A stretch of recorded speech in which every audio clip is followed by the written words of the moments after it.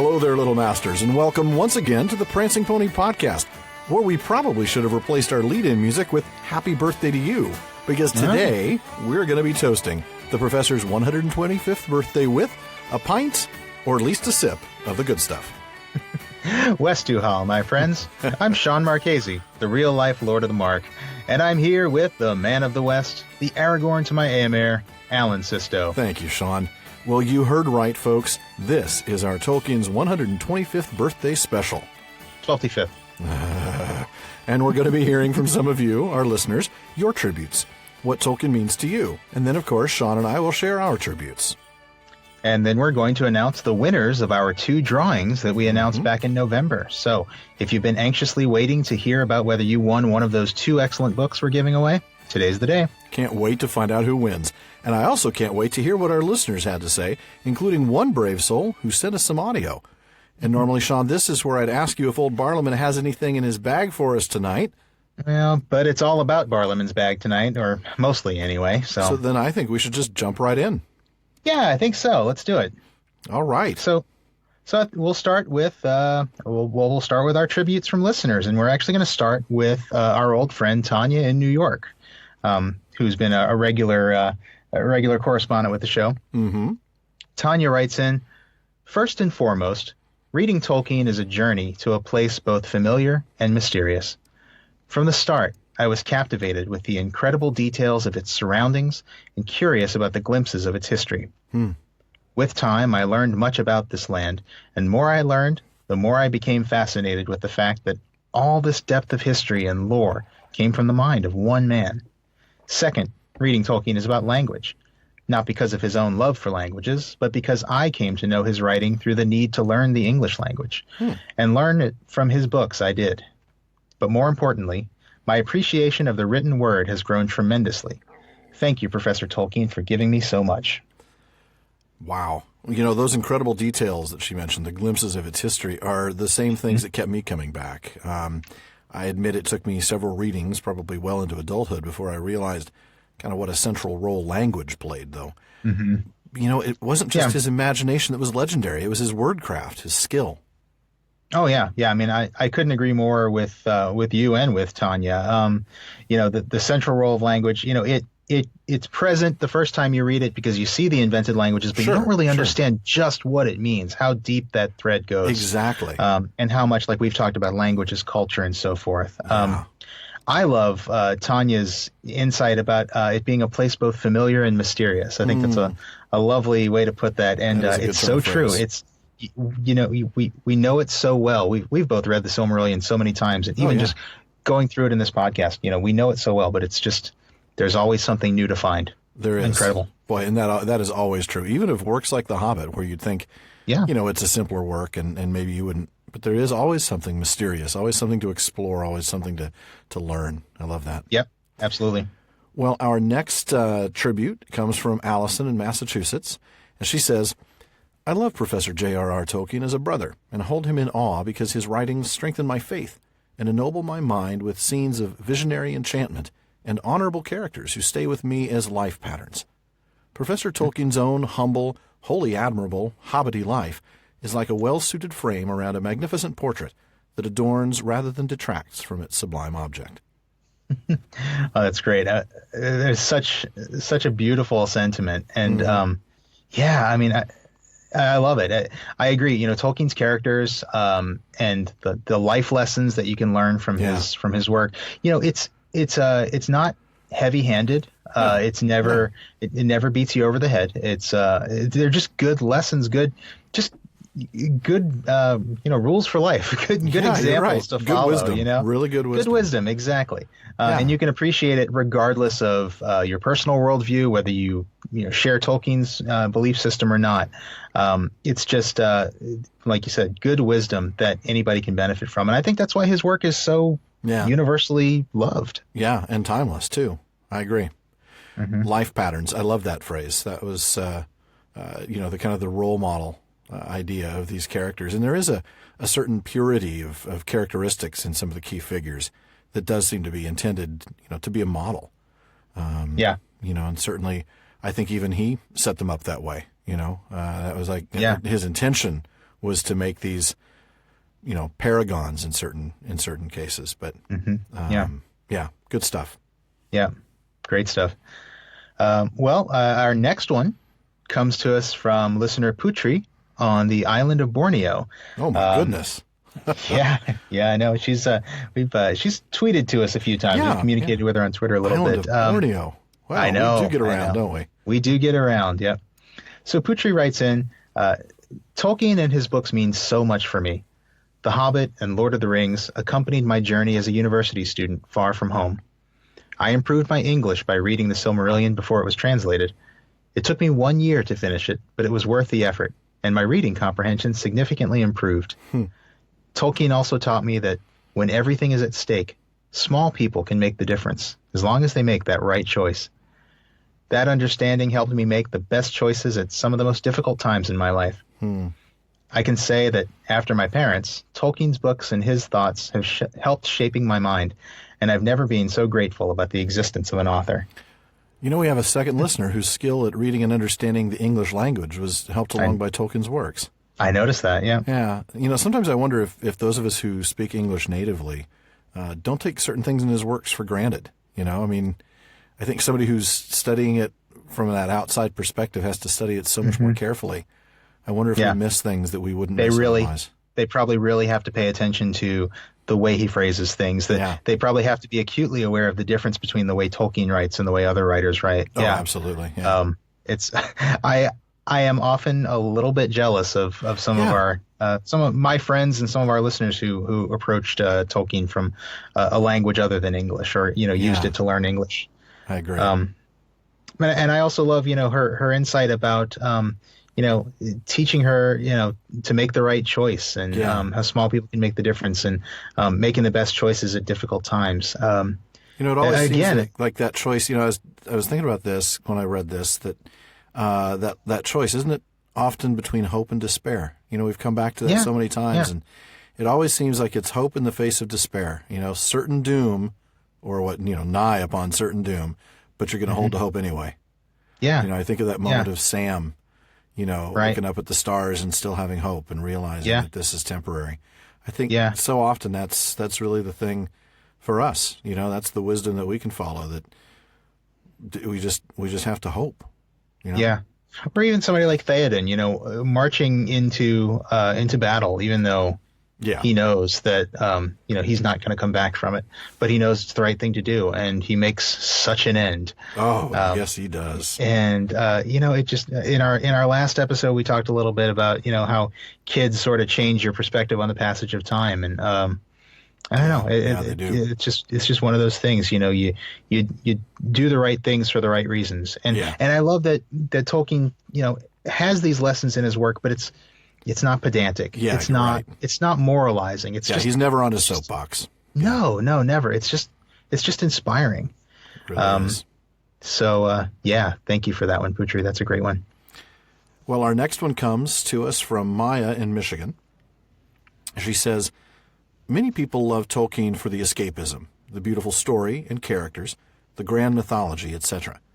I love these things too, but my deepest love is from another source. The most meaningful part of the legendarium for me is the fundamentally Catholic and religious nature of the legendarium, and she's quoting from letter 142 there. It helps me make sense of my world and makes me love Christianity more, as well as deeply affecting my beliefs as a Christian. Because of this, some of my favorite of Tolkien's writings are unpublished. Tale of Adonel, Second Prophecy of Mandos. And even though Tolkien considered leaving these things out, to me they're headcanon and profoundly meaningful to me. This is why the writings of Professor Tolkien mean so much to me. Yeah. I had to look up this word headcanon. Yeah. that was a new one on me. I guess pretty much my own self-defined canon? Yeah, like your own personal interpretation, basically. Okay. Like what you define as being canon in your personal approach to the work. So it's a subjective, individualized. Yeah, exactly. Okay. Yeah, but I think what she's speaking about here sounds a lot to me like Tolkien's desire to create works that have applicability, right, as opposed to a particular interpretation. Not forcing allegory. Right. And so I kind of like the fact that she's kind of put that in her own words. And again, we see this power of Tolkien to connect with people on a spiritual level.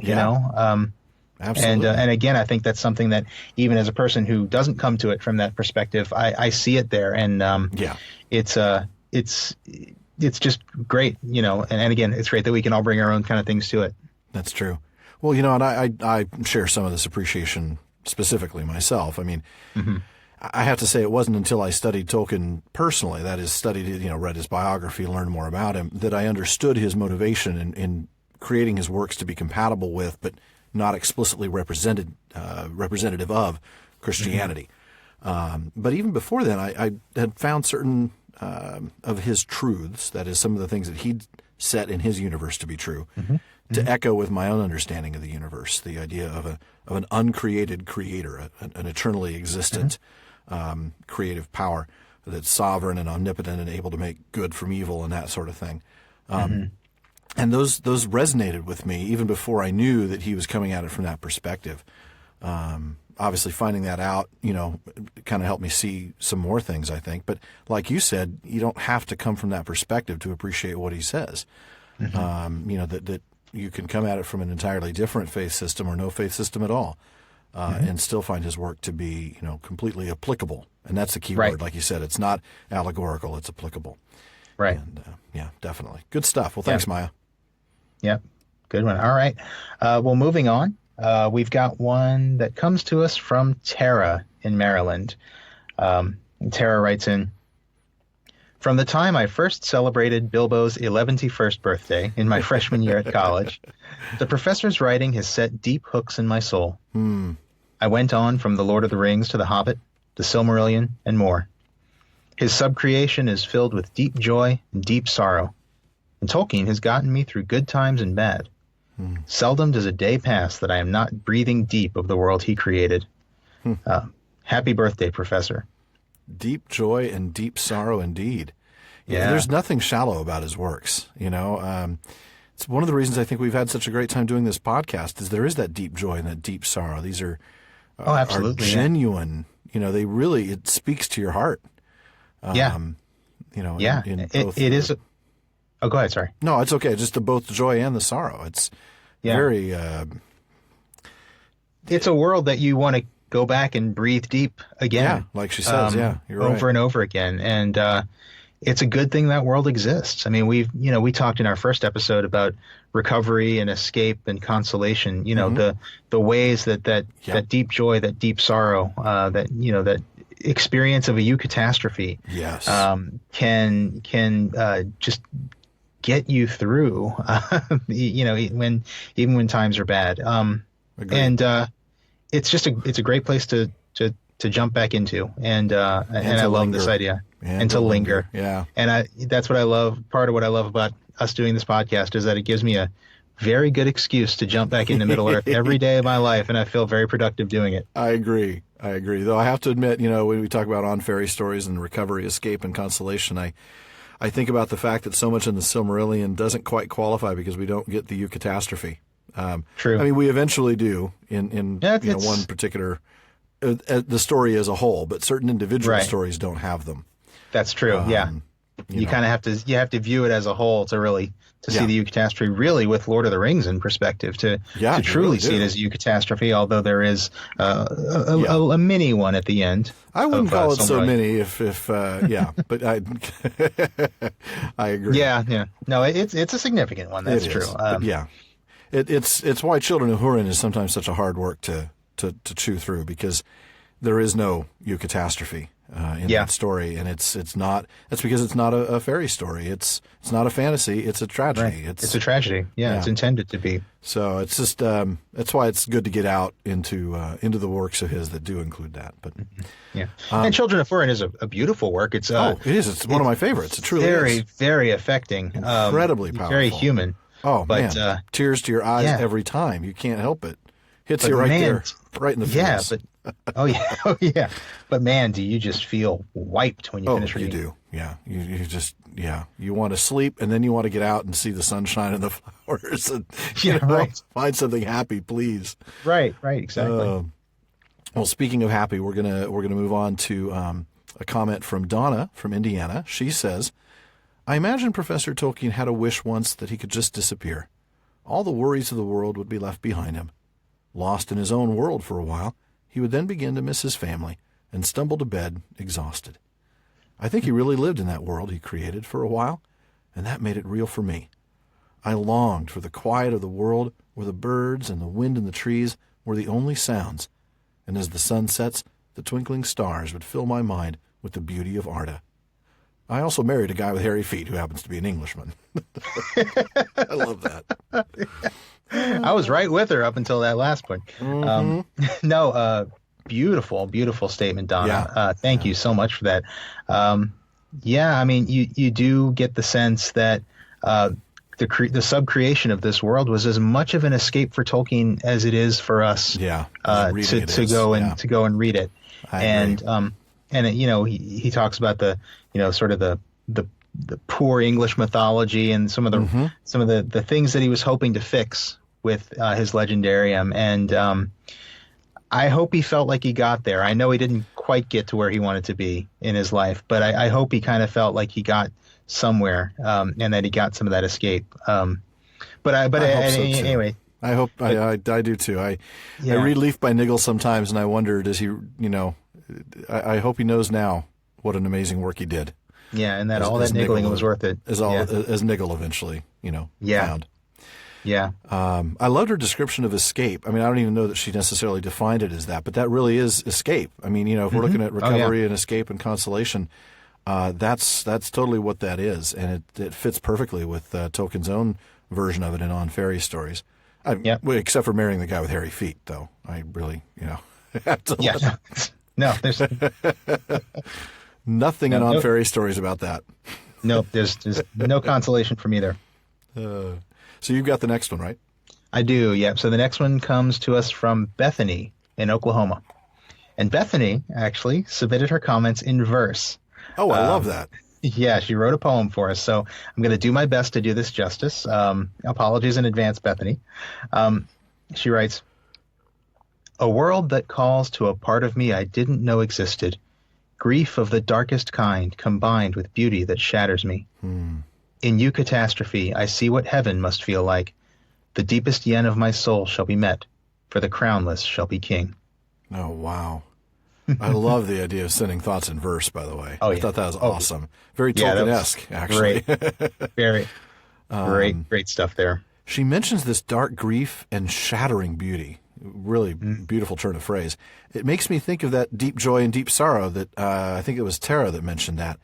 It's one of the hallmarks of Tolkien's work is that richness of every single emotion. And I really like how she captured that here, just in a single line. But I'll tell you, I really love the part about the eucatastrophe. I'm not sure where she's going with that, but I can't. When I see stuff like I see what heaven must feel like, I think about the crownless becoming king. I cannot help but think about how Tolkien felt about the Christian story and how that and how that's the ultimate eucatastrophe. And the idea that Christ, who had a crown of thorns, who didn't get to wear a crown, who was a king without a crown, will indeed be king. And I don't know that necessarily Tolkien had that particular thought in mind when he wrote "The Crownless Shall Be King." I don't think of that when I read the verse about Aragorn, but I think about it when I think about eucatastrophe and the epilogue. I say epilogue, I mean the epilogue to On Fairy Stories. It's On Fairy Stories, yeah. Where that's really the only spot where he gets super explicit about his faith. Right. Well, there is certainly something restorative about Aragorn's character. I mean, there are shades of that. There are. That term Christ figure is such a cliche. I don't want to use it. I just did, but there are shades of that there. Of course. Again, all without forcing that interpretation. He's a restorative king figure. Yeah, exactly. Right, exactly. No, I think that's a perfectly reasonable and perfectly beautiful reading of that. And it even makes me think of that part in Mythopoeia. There's a part about the description of what things would be like in heaven, at the end of days when we're all little flames on their heads. Yeah, the little flames on their heads, and that we'll still make, that we will still make because we're still made in the image of a maker. and what that would be like. Definitely well worth revisiting. If you've just joined the podcast, for instance, and you haven't gone back to episodes 1 and 2 where we talked about On Fairy Stories and Mythopoeia, well worth doing, well worth going back to those. Definitely, yeah. And reading those. I mean, pieces. it informs so much of what we talk about on this podcast. Yeah. I would definitely say if anybody's just picking us up for the first time or has picked us up along the way, definitely go back and listen to our first episode and read On Fairy Stories. Yeah. 001 and 002. Those are because 2 is Mythopoeia. Right. And the two of those combined really, I think, set the tone. But definitely, we're a little rough. Please forgive us. We've gotten better. We've gotten better. Oh goodness! Yeah, so your thoughts on this one? Be patient. Be patient with those first few episodes. Please. I think I've said it. I think it's beautiful verse. I love the fact that you. Thank you, Bethany. Very vivid. That I know that probably took a little bravery to submit your thoughts in verse to this, but well done. I really like it. Huzzah! Huzzah! Aglario. Aglario. Better. Much better. I like to say. Our last written one comes to us from Jeremiah in the UK. He says, 14 years ago, of course he's from the UK, so 14 years ago when the internet... No, I'm just kidding. As you'll find out, he's not from there originally. That's right, yeah. 14 years ago when the internet was far younger and meeting people online wasn't nearly so common as it is now, I met a girl on a book forum, and we began talking Tolkien. We hit it off and became friends. Of course, we discussed all matter of other topics, and we soon realized we shared many interests and beliefs about 42, life, the universe, and everything. There's your Douglas Adams reference. There's your Douglas Adams reference. We got Monty Python and Douglas Adams in. Isn't that awesome? Space of a couple minutes. One problem, she's in the UK, I'm in America. What to do? We started a 3,500-mile relationship. After a few years of back-and-forth flights across the ocean, we finally realized the only solution. I moved. We've now been married 10 years and have a beautiful 8-year-old daughter. J.R.R. Tolkien quite literally changed my entire life. Oh, this one literally brought tears to my eyes. Yeah.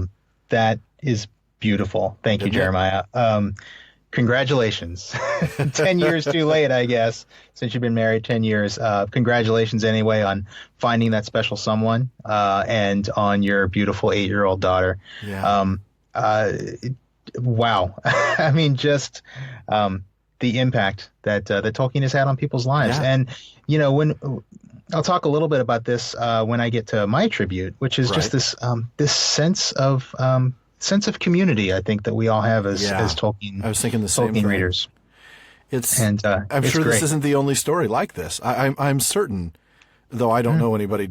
I can't say with certainty, but I would be willing to bet that this isn't the only couple that have found themselves, moving overseas because they fell in love with somebody over a shared common interest in Tolkien.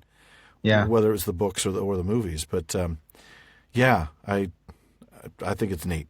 I love that. It's a very heartwarming story, and it was really, really cool that Jeremiah shared that with us. And I just want to thank him for sending that in, and again, a belated congratulations. Yes, definitely. Thank you so much for sharing that one, Jeremiah. That was a real treat. Yep. And I think I get to introduce our next one. Yes. Actually, our last listener submission. I can't really read the next one because it's an audio submission. Yay! So we did give everybody the option to send us text for us to read or audio to play, and this one person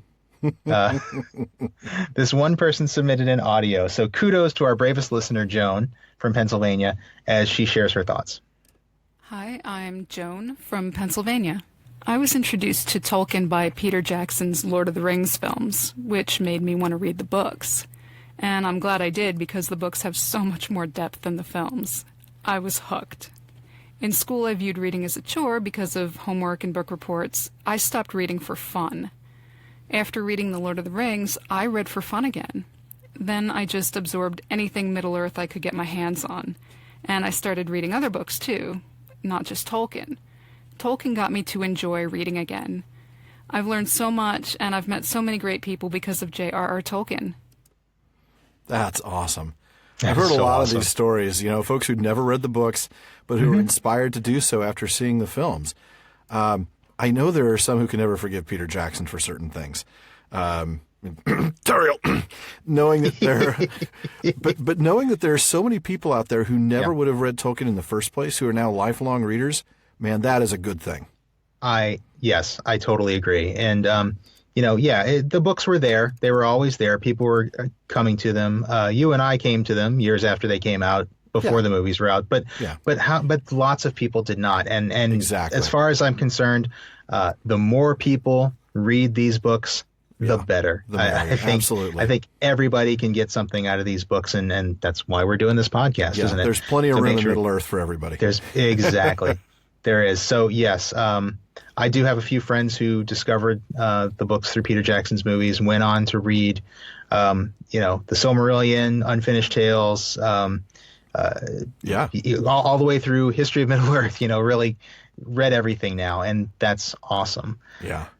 It I love the sparked fact, a hunger in so many folks. Yeah, exactly. You sort of scratch the surface of this world and you want to get in deeper. Yeah. I am just in love with the fact that that reading Tolkien got Joan to enjoy reading again for fun. Isn't that cool? I agree. I think that's just the greatest gift that I think a work of literature could ever give is to just make you love reading again. Because reading is fun to mental. Reading is fun. Absolutely. No, you missed it. Reading is fun to what? Reading is fundamental. Do you remember that public service campaign? Yes. Reading is fundamental. Fundamental. That's right. That went right past me. Doom. Yeah, man. Wow. But yeah, I agree. Reading is so much fun. Mm-hmm. It takes you. I mean, you can truly visit other worlds in a way that you can't in any other form of media. I mean, even film, because you're still limited to the vision of the director. With a book, you're not limited. You can go anywhere, and do anything and see anything and be anyone. Mm-hmm. It's a tremendous experience, and I'm so glad to know that another person has gotten the privilege of finding that reading is fun again. Yeah, I agree. Yeah, and also the last little bit she said about connecting her to people is just really profound too. Again, I think we've got a community of Tolkien fans. There's a lot of us, but there's not enough. No, I agree. I agree. I think we're both going to end up touching on that in our individual tributes, aren't we? I think so. Speaking of which, I guess that's where we are, huh? Yeah, I think so. I think we're going to take turns reading our own tributes here, and I'm going to let you go first. All right. Well, as hosts of the podcast, not to mention digressors and people who've never told a long story short in our lives, we're probably going to take a little longer than the 125 words that we asked you all to stick to for your tributes. Of course, we're not eligible for the giveaways either, so take the bad with the good. True. My first discovery of Tolkien's work was as a 10-year-old boy. I was introduced to The Hobbit through the Rankin and Bass illustrated edition of the book. I didn't see the film. I eventually did when I was much, much older. But I had that book. It was an illustrated version. I still even have it, but the glue in the binding is gone and pages just fly out. It's very sad. I remember reading The Hobbit and loving the story itself. I have to be honest and say that it didn't really stick with me at that point in my life. I probably because of my age and I was reading so many other things. I was reading a lot. I have to tell you, I was a big reader. But it wasn't until I read The Fellowship of the Ring as a 14-year-old that I was drawn into the depth of the world. That's when I finally started recognizing just what an amazing creation he'd come up with. I quickly devoured the trilogy, and I think I mentioned this in our last episode. I set about to learning how to write Dwarvish runes on my Peachy folder. That's right. On my Peachy folders. I know that dates me too. You might have to explain that one. I don't. You remember the peach-colored folders with they had like illustrations of like somebody playing basketball or somebody sliding into a base. They had we'll post a picture of a Peachy on our website. Nope. They were just simply, I was a Trapper kid in the 80s. Trapper, so. Yeah. No, these were just cardboard or card stock, notebooks, with the little pockets. The pockets were in the side so that they wouldn't fall out. Anyway, So yeah, I would write dwarvish runes on my peachy folders. Great. That's great. I couldn't define it at the time. I mean, if you'd asked my 14-year-old self, what it was about this, I wouldn't have been able to tell you this, but it was the depth of reality within Tolkien's world that kept me entranced. It was that realization that every single thing fit and that nothing was included by accident. I reread The Lord of the Rings once a year after that, every single year for 9 to 30 years until we recently had kids. I still read it, but I can't promise once a year anymore. Sometimes it's stretched out a little bit more. Yeah. But whenever I do read it, I am just instantly transported to an incredibly real, truly believable place. My intellect knows that this place doesn't exist and never has, but my heart believes otherwise. These characters and cultures, these places, these languages, these events, they're as real as anything I've actually experienced. So to me, I think Professor Tolkien's work means the exact things he spoke about in On Fairy Stories: recovery, escape, and consolation. But it also means friendship. Through my early years as a Tolkien reader, I was pretty much by myself. I didn't have friends that were into this, or at least I didn't talk to any of my friends that were. I didn't know. But the release of the films changed all that. It made it kind of popular, kind of cool. I mean, obviously by that point I wasn't a young man anymore. But, attending midnight showings with total strangers I could talk to for hours. Going to the OneRing.net Oscar parties and leaving every single one of those with new friends. Playing. And I was at one of those parties. We were at one together. We just didn't know it. We did not meet at that time. At the third one, the one for Return of the King. Return of the King. Which would have been, 04? Yep. I think so. February 04. Yeah. My goodness. It was, man, a long time ago. Oh, yeah. That was such a packed house. But, I left every one of those parties with new friends. It was really cool. Some of them I'm still in touch with. Playing Lord of the Rings online, being part of a kinship where everybody knows the books, Facebook groups with members all over the world, and now this podcast. It really is amazing. Yeah. I may not share the same political views or religious beliefs or cultural context. I may not even share the same spoken language as other Tolkien fans, but I share enough things with them to count you as friends, and that I owe to Professor Tolkien. Well, that's very well said. I agree 100%. Don't even have much to say about it. Yes, I think that's awesome. Well, I think I'm going to go a little long on this one too. Oh no, I can't let you do that. No, not at all. I kid. I don't know if I can top that one though. Oh, yes, you can. We've talked about this before. As a kid, I was really interested in mythology. Yeah. I had, picture books of the Odyssey and the story of Sigurd and Fafnir. I especially remember a kid's picture book of Sigurd and Fafnir. That is so cool. I know, right? I never even knew that thing existed. I'm sure it's in a box somewhere in my parents' house in New Orleans now. But that rocks. Yeah.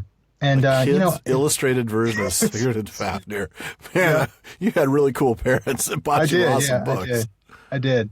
And what was so cool to me about reading mythology as opposed to other books was the fact that you could read one story and then you could read another story somewhere else, and they were part of something bigger. There were connections between different stories. It felt like part of something bigger. And reading one story, you knew that there was a grand tradition that you could delve deeper and learn more about if you just took the time to do it. As I got older, you kind of stopped doing some of that stuff. I started reading, those trashy fantasy novels that you bought at the Walden Books for $3, and they're always really D&D influenced and stuff like that. And they're worth about $3.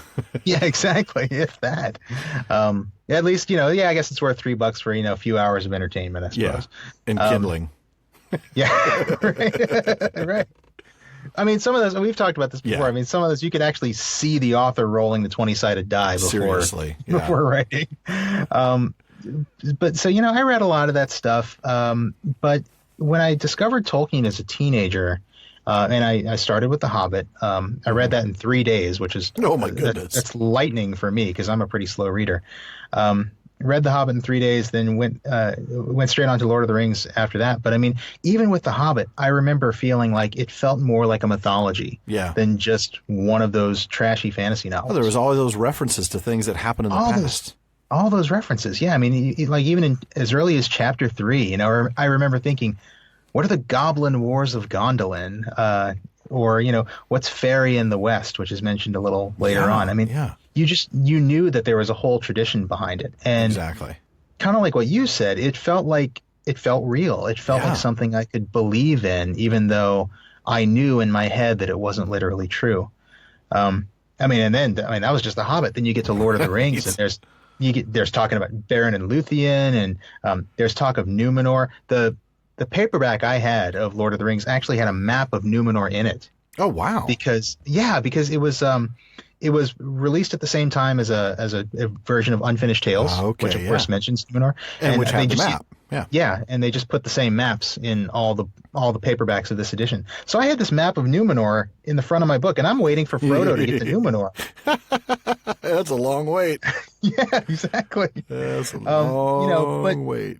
But the idea that it was, you know, that they're talking a little bit about Numenor, and I can see the map there, just it felt real. And, exactly. And as you know, you hear Frodo and Sam and Aragorn, you know, talking about all these stories that they grew up with.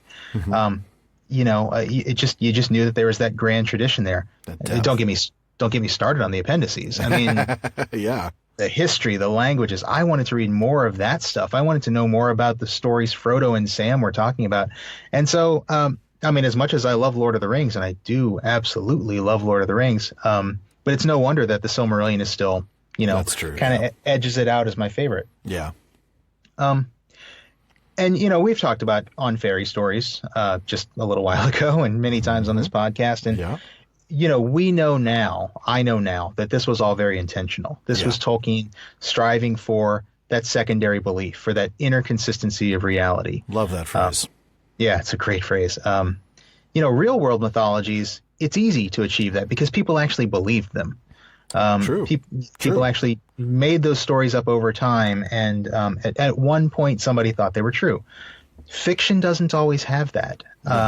And while some fiction writers do achieve it, Tolkien did it the best as far as I'm concerned. I mean, his stories feel real. They feel like part of a tradition. And to me, his mythology is every bit as real as the Odyssey or the story of Sigurd and Fafnir, you know, which is to say, again, I know it didn't happen, but it feels like something that's part of a tradition, part of a culture that I want to be a part of and that I want to share with others. Yeah.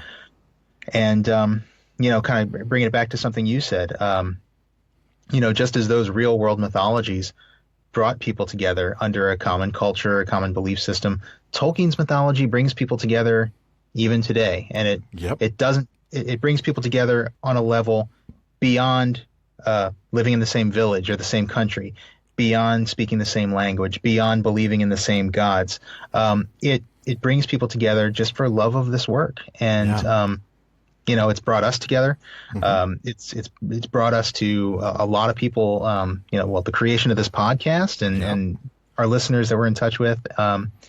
And it's that community that I really want to celebrate today. It's people use the word fandom sometimes. It's more than a fandom. It's a community. Yeah, I agree. And this community has just meant so much to me and given me so much. So thank you, Professor Tolkien. Well said. I think I went way long on that one. That's all right. And now it's time for the traditional birthday toast. So if you haven't done this before, listen carefully.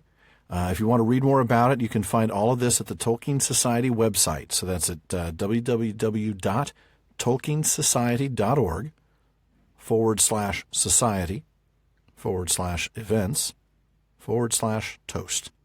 And we'll put that link up on our website. Yep. So we'll be celebrating Tolkien's birthday with the formal toast. And here's how you can join us.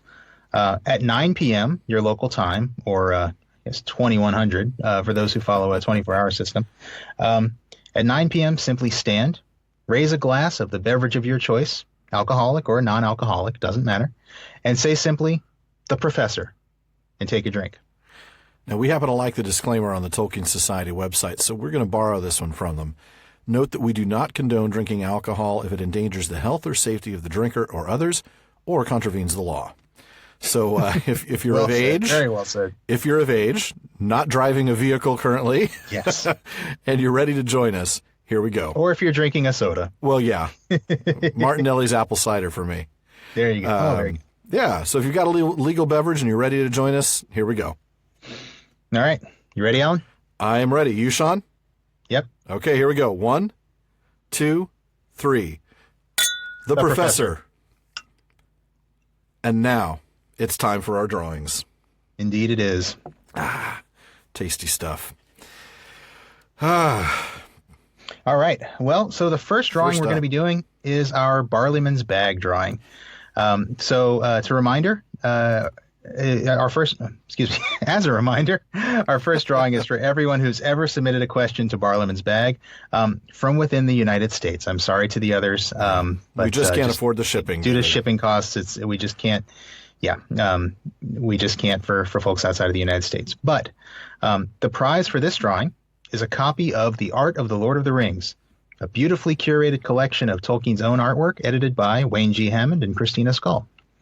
We'll make sure to include links to this book and the other one we're giving away for anybody who doesn't win but who might still be interested in buying it. All right. And the winner is...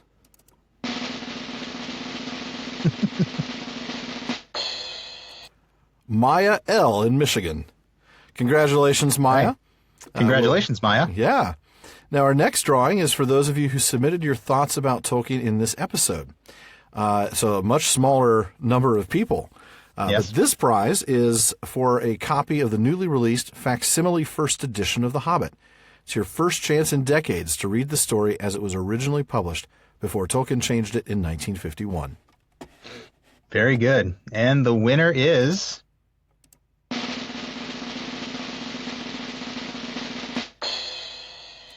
Allison M. in Massachusetts. Congratulations, Allison. Congratulations, Allison. So, Maya, Allison, we will be reaching out to you by email to get your mailing addresses so that we can ship your books. Thanks to everybody who entered, and thank you all for listening and participating in this tribute. We really enjoyed it. Yes, absolutely. And, of course, thank you to Professor Tolkien and to the Tolkien estate for making all of this possible. And happy 12th birthday, Professor Tolkien. And Happy New Year to all of you. Have a wonderful 2017. Wow, Sean. Well, as much fun as this has been, I have to say, it wraps it up for another episode of the Prancing Pony Podcast. Folks, we always appreciate you joining us, but want to offer a special thanks for tuning in today on this special day to celebrate Professor Tolkien's 125th birthday.